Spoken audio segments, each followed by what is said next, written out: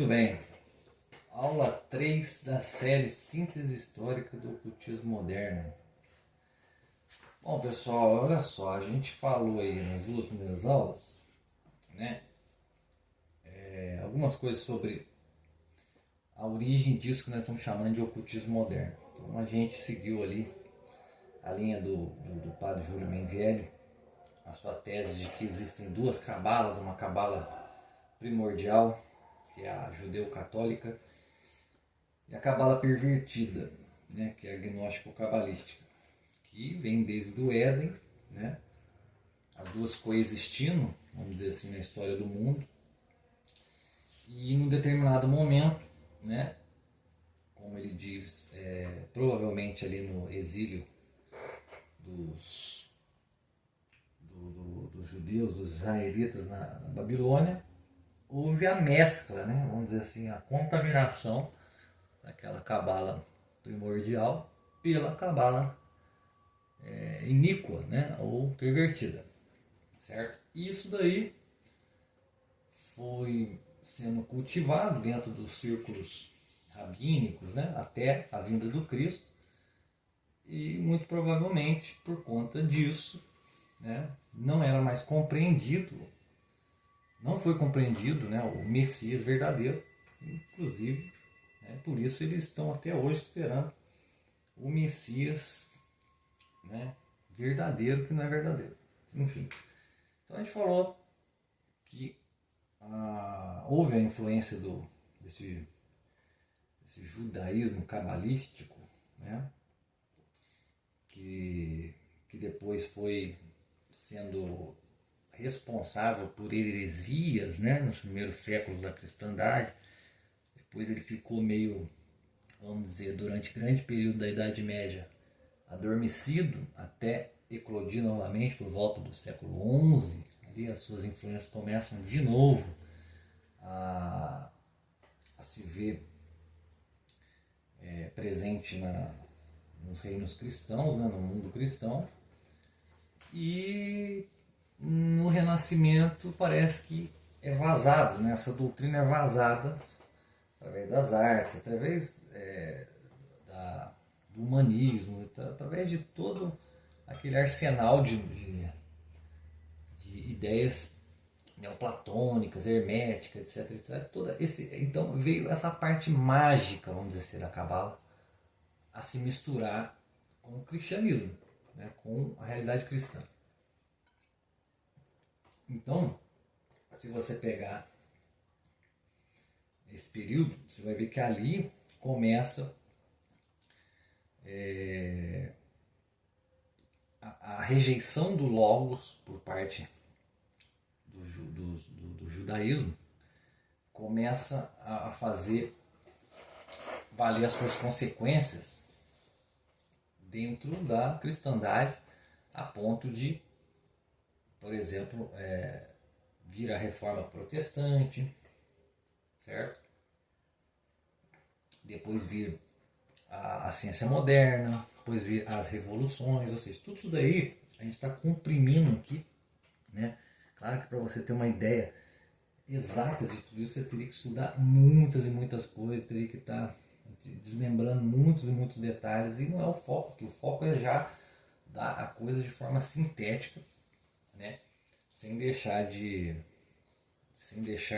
deixar claro que tudo isso daí é rastreável, tudo isso daí, se seguir as fontes, as referências que a gente está deixando aqui, o estudante vai conseguir detectar, certo?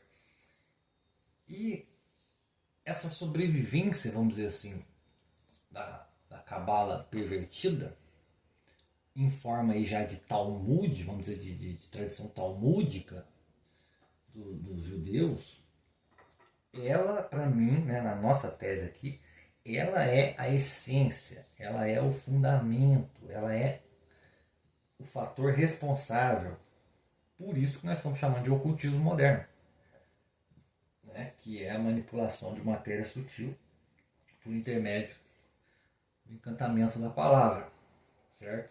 Que é o que praticamente fundamenta o nosso estado presente. Então a gente disse que no final da última aula, se eu não me engano, E essa cabala ela serviu como uma metafísica para os movimentos revolucionários, né? De todo tipo, tanto político como cultural, como artístico, filosófico, etc. Então essa é a metafísica subjacente a todo esse processo que gerou a modernidade, a pós-modernidade e que permanece no mundo contemporâneo, certo? Em linhas gerais, toda essa situação remonta ou né, indica uma séria oposição, né, entre a maneira correta e a maneira incorreta de você conceber aquilo que hoje chamam de espiritualidade, certo? Então, essa oposição entre Cabala, ou tradição original primordial, e Cabala, tradição iníqua ou pervertida, ela pode se dar sob a clave do catolicismo versus sinagoga de Satanás. Por quê? Porque o catolicismo, antes de ser, né, apenas mais uma das confissões cristãs, o catolicismo ele é uma civilização. É a civilização nascida em Cristo e permanente, né, vamos dizer assim, em uma certa medida até hoje. Tudo aquilo que opõe-se a isso é o que nós chamamos aqui provisoriamente de sinagoga de Satanás, ou seja, os inimigos de Cristo. Claro que a gente não está demonizando todos os judeus, mas está demonizando aqui, ou deixando bem claro que existe essa força, né? E essa oposição ela se dá em seis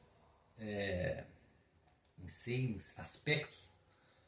O primeiro aspecto é a relação, a oposição entre o Deus cristão, o Deus católico, e o Deus na visão da cabala pervertida, que é um Deus monista. Ou seja, tanto o bem quanto o mal são expressões desse Deus e não, como ensinado na tradição cristã, Deus é o sumo bem, né? Sem nada de mal. Outra oposição é entre criação e emanação, porque no catolicismo, na tradição primordial, vamos dizer assim, na civilização católica, Deus criou as coisas do nada, e as coisas que ele criou não são ele, são outras coisas, ou seja, não compartilham da sua natureza, mas, em contrapartida, a ideia de emanação diz que tudo é Deus numa certa medida, só que em graus de perfeição diferentes. Um mais afastado da perfeição maior, outro mais próximo da perfeição maior. Certo?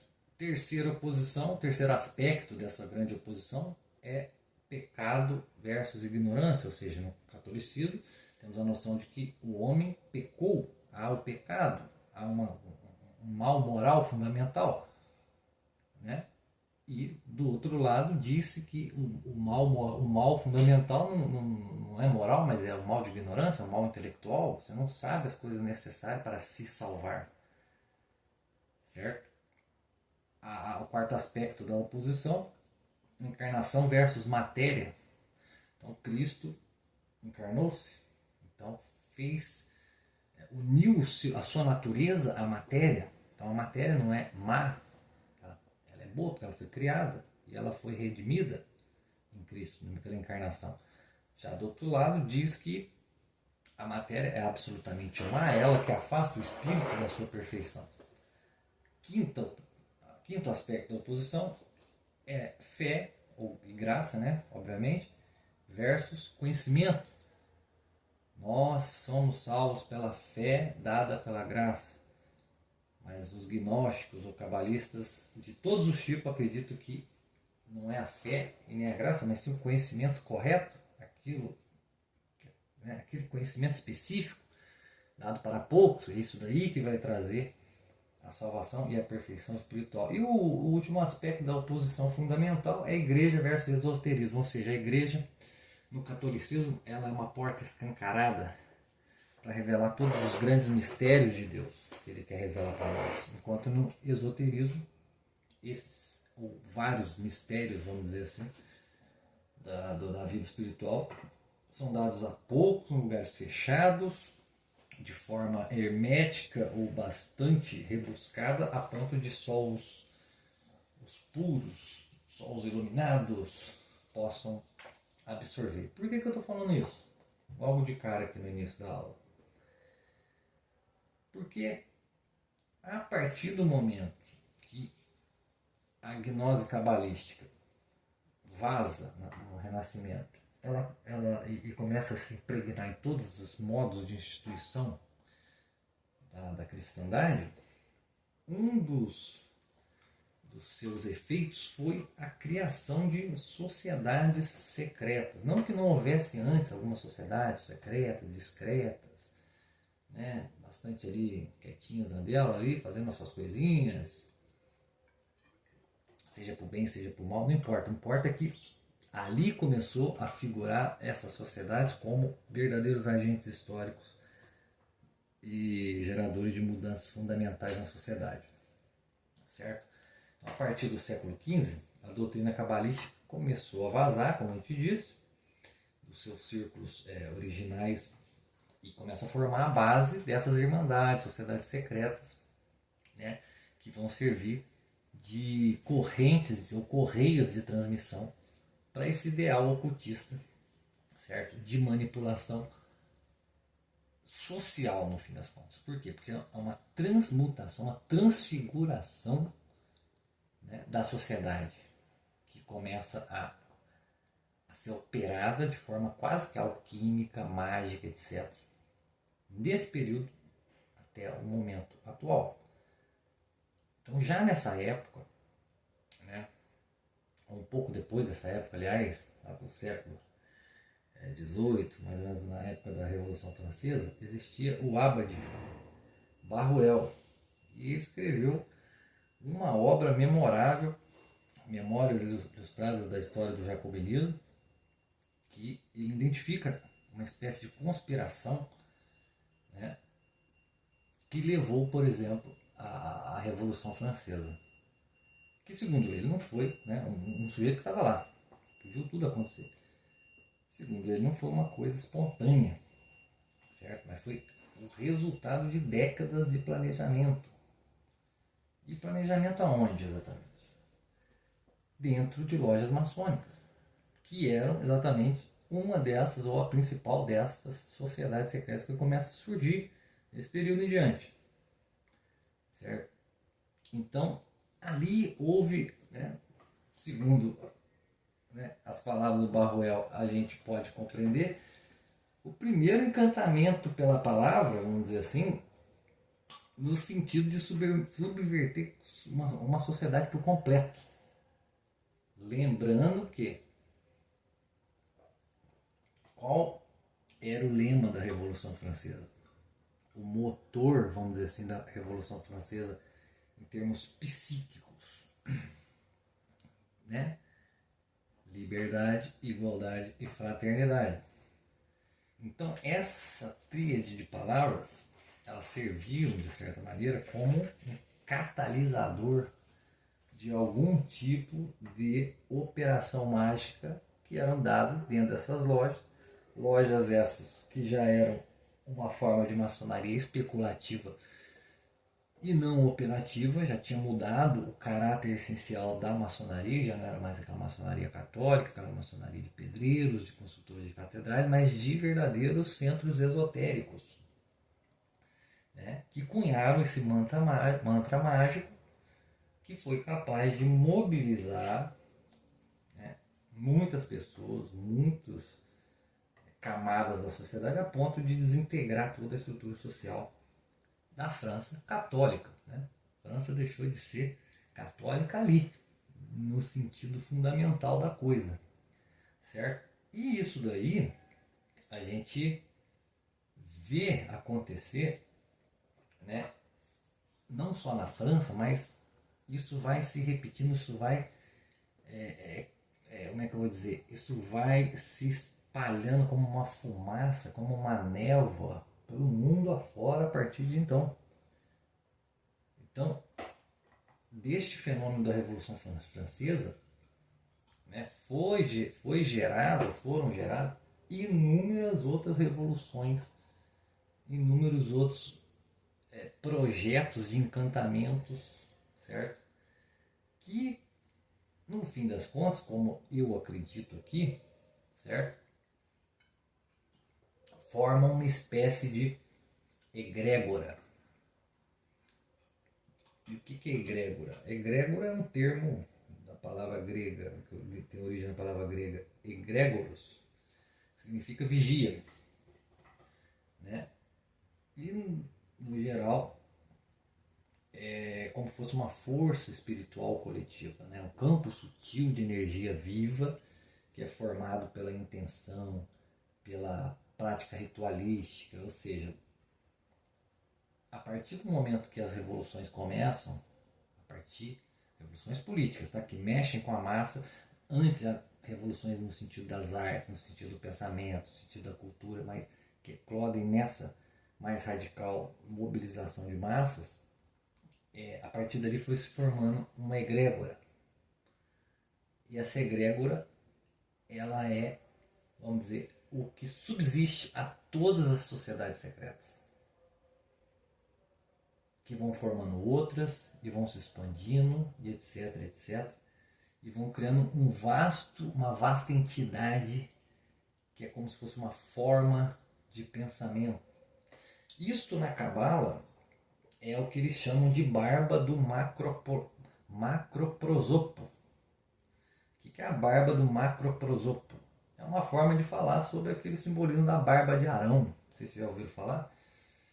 Que a barba de Arão, né? O Arão sendo ungido na cabeça, aquele óleo escorre pela barba e da barba vai respingando e vai descendo por corpo afora. Ou seja, isso daí é um simbolismo de uma certa unidade espiritual, de uma consagração total que vem desde a cabeça, que é Cristo, até todos os membros do corpo, todas as partes do corpo, que é a igreja.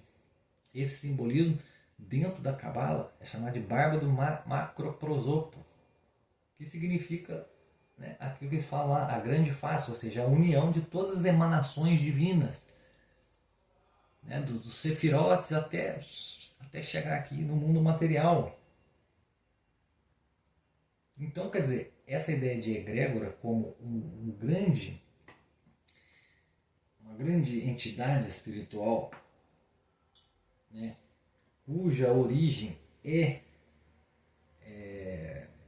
a união de todas as emanações divinas, né, ou a própria emanação, igual na pequena face, né, da grande face é um macroprosopo, a pequena face é um microprosopo, que são as próprias emanações descendo ao mundo. Ou seja, esse simbolismo cabalístico, ele representa isso que nós vamos chamar de egrégora. Ou seja, há uma entidade psíquica que é responsável por manipular tudo aquilo que vem da divindade até a matéria, ou até nós aqui no mundo nosso. E o que nós estamos falando aqui da egrégora é o seguinte: a partir do momento que a maçonaria é tomada por esses ideais esotéricos mais profundos, mais cabalísticos, Templo de Salomão e não sei o que, tudo isso daí, né, vai sendo espalhado para outras sociedades secretas e elas vão formando, se não historicamente ou materialmente, mas espiritualmente ou sutilmente, um organismo unificado dessas coisas, né? Anthony Sutton, o escritor, ele diz que nos Estados Unidos existe uma extensão dessa tradição, ou seja, existe esse fenômeno, né, onde as elites vão buscar, não vão ficar só na base da busca pela riqueza, mas pelo controle do processo histórico, de forma integral. Certo? E neste caso, através da School and Bond, etc., que ele explica lá na Universidade de Yale, tudo no livro, tem um livro dele que chama American Secret Establishment, né? Então ali ele vai falar que o processo histórico que eles vão tentando dominar é através da instrumentalização da dialética hegeliana, por exemplo. criação de conflitos e produção de sínteses desejadas. Qual a relação entre isto e a maçonaria nos tempos da Revolução Francesa? Da Revolução Francesa é a permanência ou adesão a uma espécie de egrégora que está sendo formada já, né, desde o momento, pelo menos, não sabemos se antes, mas desde o momento, pelo menos, que a cabala gnóstica adentra todas as instituições cristãs, o mundo cristão. E isso dá, né, esta prática, vamos dizer assim, que vai formando essa entidade psíquica, é a raiz daquilo que nós chamamos de magia oculta moderna, que agora está sendo aplicada à política desde, pelo menos, a Revolução Francesa. A gente falou até da Inglaterra na outra aula, né, qual é o nome do rapaz lá que eu esqueci, John Dee, e a rainha lá da Inglaterra, certo? Isso daí é manipulação de grandes massas humanas. E as massas humanas passam a ser consideradas aqui a matéria sutil pelo qual o encantamento vai ser, né, sobre o qual o encantamento vai ser jogado. Crises, através de crises planejadas, propaganda. Hoje em dia a gente vive disso. E o objetivo final é sempre o mesmo. É criar uma nova ordem de coisas, um novo estado de coisas, um mundo perfeito, uma utopia, né, que foi sendo cada vez mais direcionada para a intenção da técnica. Ou seja, em termos agostinianos, é a substituição da cidade de Deus pela cidade do homem, mas agora do homem divinizado. Por quê? Porque esses grupos foram trabalhando, foram criando um organismo superior, psíquico e espiritual, né? E esse organismo foi se expandindo e foi gerando mudanças fundamentais dentro da estrutura social antes católica e agora não mais, certo? Pois bem, não sei se ficou claro, mas esse tipo de fenômeno é muito próximo daquilo que René Guénon chamava de contra-iniciação, certo? Para a gente entender esse tipo de subversão, assim, de níveis, né, profundos, seria bom dar uma lida naquele livro O Reino da Quantidade e Sinais dos Tempos, do René Guénon, porque ali ele descreve um processo parecido com isso, que ele chama de contra-iniciação. Claro que o René Guénon tem que ser lido com bastante aspas, porque ele mesmo é perigoso, mas ali ele argumenta que o ocultismo em geral, essas práticas em geral, a modernidade, eles não remontam a uma tradição verdadeira, ou pelo menos eles não são a tradição verdadeira. Lembrando que Guénon chama de tradição algo um pouco diferente, bastante diferente daquilo que nós estamos chamando aqui de tradição, tá? Ele diz que existe uma tradição primordial, parece muito com isso que a gente está falando, mas ele está falando num outro enquadramento, então é bom não confundir. E no enquadramento dele, essa falsa tradição, né, da contra-iniciação, é uma paródia da espiritualidade autêntica. Nesse sentido a gente concorda. Nesse sentido faz sentido com o que a gente está falando. Por quê? Porque nesse processo de contra-iniciação, o objetivo é a dissolução de todas essas formas tradicionais, ou todas a referência à tradição primordial, né? Segundo ele, para preparar o caminho para o reino da confusão, o reino do diabo, o reino do anticristo. Então, esse processo, basicamente, como ele diz, ocorre em duas fases. Primeiro, pela solidificação do mundo através do materialismo, que é realmente, né, que é o reino da quantidade. Isso realmente foi acontecendo a partir do momento que a ciência moderna nasce.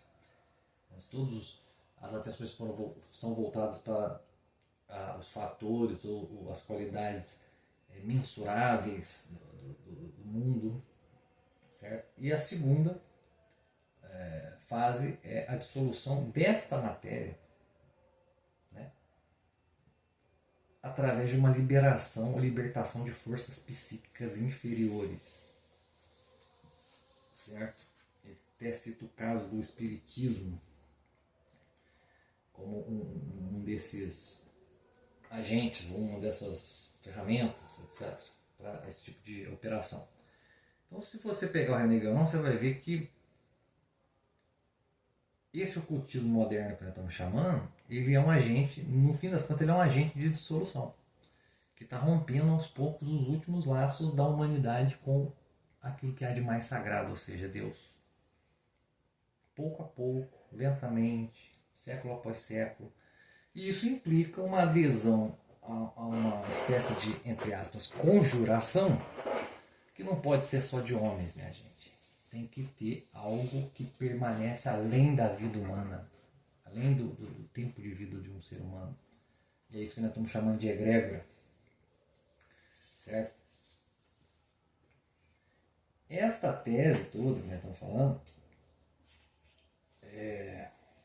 que se opõe, né, que é uma oposição direta à fé católica por parte do ocultismo moderno, de origem cabalística, agnóstica,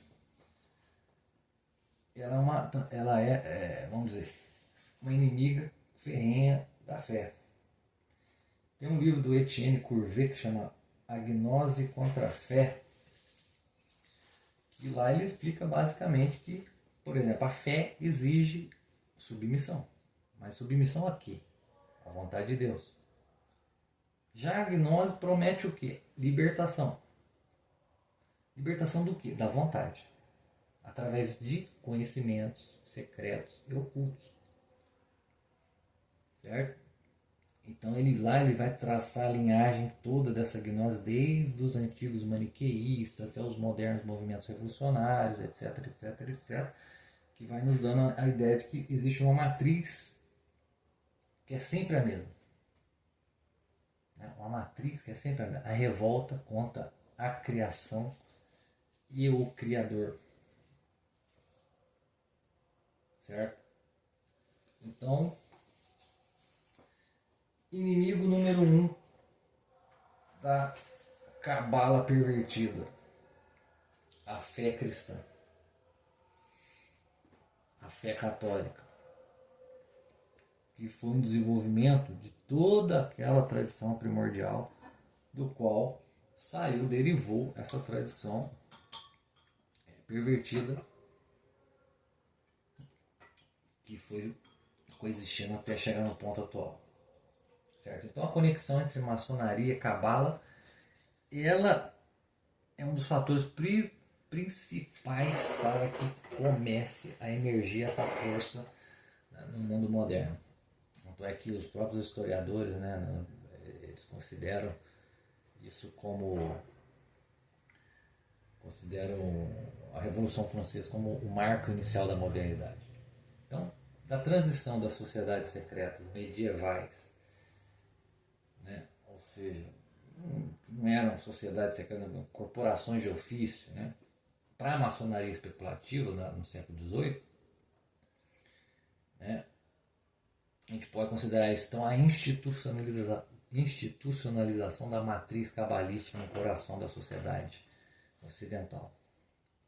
Certo? Porque a maçonaria tornou-se o veículo perfeito para isso. Fundiu ali intelectuais, aristocratas, burgueses, e foram todos, pouco a pouco, se unindo em um projeto comum de subversão da ordem tradicional, em busca de uma nova ordem. Certo? Então essa magia maçônica, vamos dizer assim, ela operava através de rituais, onde iniciados eram ali submetidos a uma série de programas simbólicos, né, que lá eles chamavam de desbastar a pedra bruta, ou seja, transformar a personalidade do sujeito, a identidade dele, de acordo com os princípios da gnose cabalística. Certo? Então ali dentro desse centro, a transformação social começa a nível microcósmico, ou seja, no indivíduo. Certo?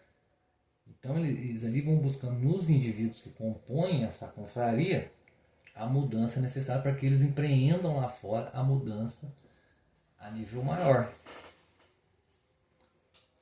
Certo? E a fim de criar uma nova realidade através da vontade humana que a partir de então começa a ser divinizada.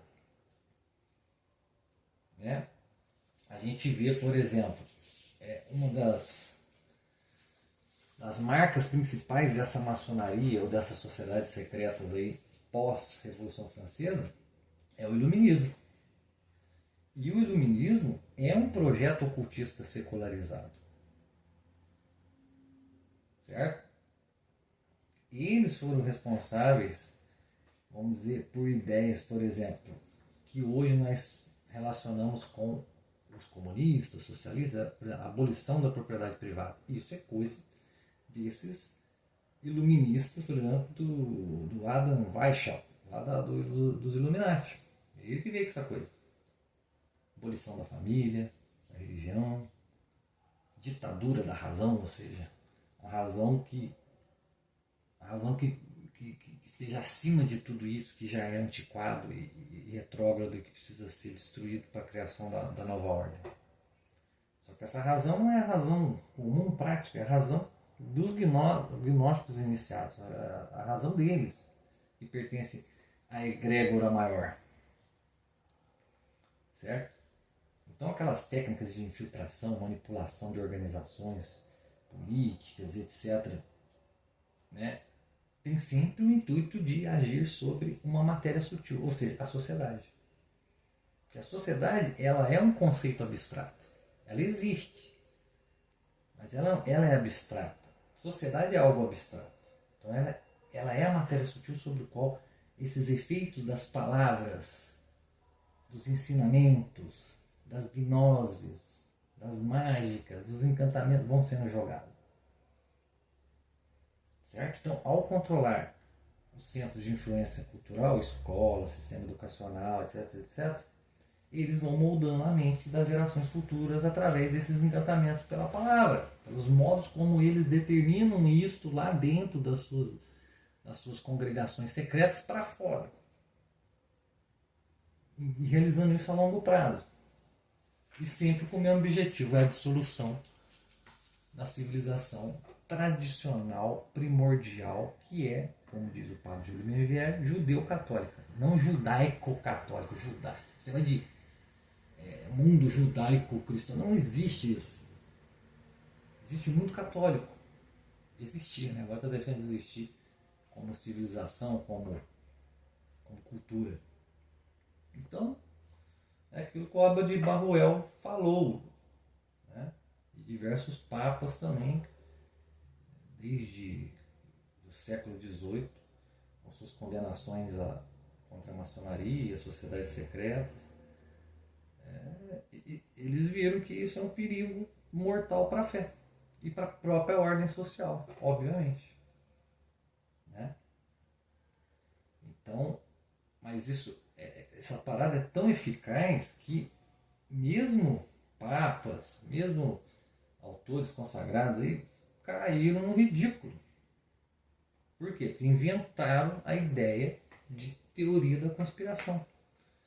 Fanatismo religioso, etc, etc, que, não, eles acham que tudo é contra eles acham que o mundo é deles. Eles acham que obrigatoriamente todo mundo tem que ser católico, todo mundo tem que ser cristão.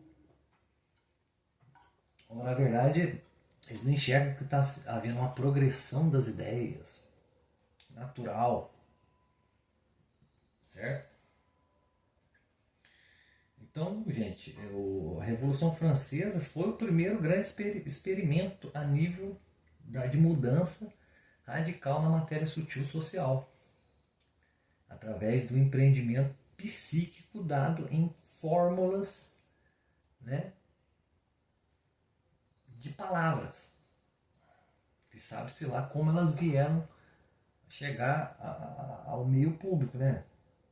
Igualdade, fraternidade, essas coisas assim vieram, mas elas foram conjuradas antes, dentro de ritos, dentro desse tipo de empreendimento. Certo? Então, isso isso tudo é o que nós chamamos de gnose revolucionária. Que é a gnose, né, que são as revoluções que começam a partir de encantamentos, vamos falar assim, ritos dentro de sociedades ocultas que estão inseridas dentro de uma entidade espiritual psíquica perene, que vai, né, se expandindo através dos séculos, que vai congregando tudo quanto é tipo de sociedade secreta. A sociedade secreta serve como se fossem alimentos para essa egrégora, e ela vai formando cada vez mais situações, ou seja, ou mudanças dentro da sociedade, a ponto de tornar os poderes dessas sociedades secretas cada vez maiores e ela se alimentar e ficar cada vez maior, etc, etc, etc. Essa gnose revolucionária, ela tem fundo mágico, certo? Então não só a ciência, mas as ideias políticas, elas estão imantadas de realidade mágica, de realidade ocultista. Leiam os livros do Giorgio Galli, autor italiano, que fala muito sobre isso daí, sobre a influência mágica, né, ocultista nas decisões políticas, nas grandes revoluções, nas grandes mudanças de paradigma político, etc., da Europa e do mundo ocidental. E dentre eles o próprio terror jacobino da Revolução Francesa, que, né, não foi um excesso ocidental, uma confluência de fatores que gerou uma revolução espontânea, mas uma consequência lógica de uma doutrina ou de diversas doutrinas que buscam a purificação do mundo através da destruição de tudo que representa aquilo que, vamos dizer, o detém dessa evolução, dessa purificação. No caso, a tradição primordial, no caso, a Igreja Católica, no caso, a fé, tudo isso. Existe só para complementar, para não tornar a aula muito longa, existe um autor famoso, um cabalista famoso chamado Pappus. Nominho esquisito, né? Pappus. Esse Pappus, cara, ele foi o fundador de uma corrente maçônica muito importante na Europa, chamada Martinismo, que era mais ou menos uma espécie de misticismo judaico-cristão.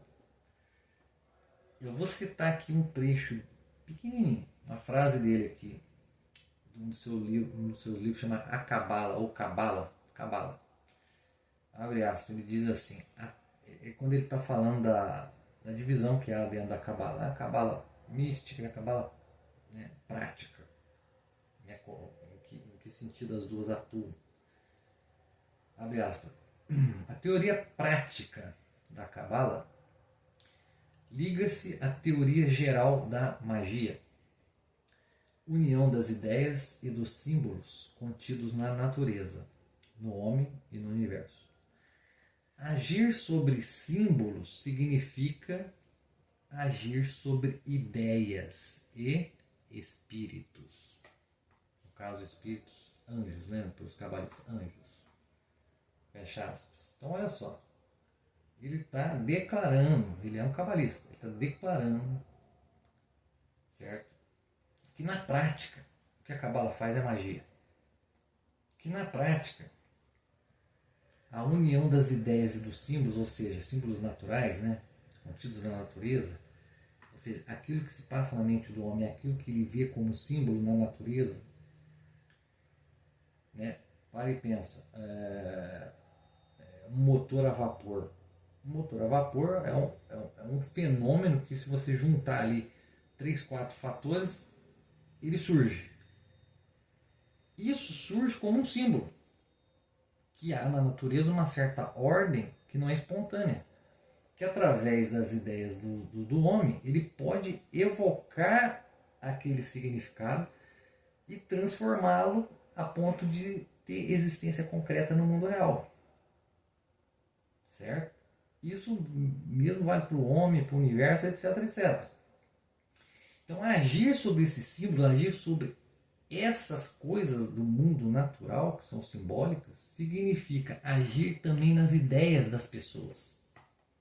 Então, quer dizer, tudo aquilo que a gente pode criar de técnica, que nada mais é do que um símbolo de alguma potencialidade, alguma coisa real que a natureza pode fornecer pela ação humana, agir sobre a técnica, sobre a tecnologia pode agir sobre as ideias das pessoas e as pessoas passarem a viver e pensar de uma outra forma que elas não pensariam antes sem aquela tecnologia. E, ao mesmo tempo, isto daí, né, em contrapartida, também é agir sobre anjos, ou seja, sobre espíritos. Como ele mesmo disse, ó, agir sobre símbolos significa agir sobre ideias e espíritos. Então, esses símbolos do mundo natural, que são encontrados pelo homem na medida que ele, com o seu engenho, vai construindo, vai pegando um material aqui, outro ali, vai juntando, logicamente, isso com aquilo, motor a vapor, energia elétrica, computador, celular, etc. Essas coisas são símbolos do mundo natural, ou seja, do mundo criado. No mundo criado é possível que essas coisas existam a partir do homem. São possibilidades. Então, a partir desse símbolo, você pode agir sobre ideias. Né? Esses símbolos vão agir sobre ideias e reconstruir o mundo. Ou seja, aí a gente está dando um passo ainda maior. Não é só encantamento mágico através das palavras, mas é um encantamento mágico estendido aos objetos tecnológicos, que eles vão ser também, de certa maneira, em potencial, criadores de novas palavras. Ou pelo menos disseminadores de palavras de encantamento. Certo? Então vou deixar aí essa última frase aí do Papus, cabalista, novamente para todo mundo refletir um pouco. Abre aspas. A teoria prática da cabala liga-se à teoria central da magia, união das ideias e dos símbolos contidos na natureza, no homem e no universo. Agir sobre símbolos significa agir sobre ideias e espíritos. Muito bem. Muito obrigado a todos que nos ouviram. Até a próxima, última aula e valeu!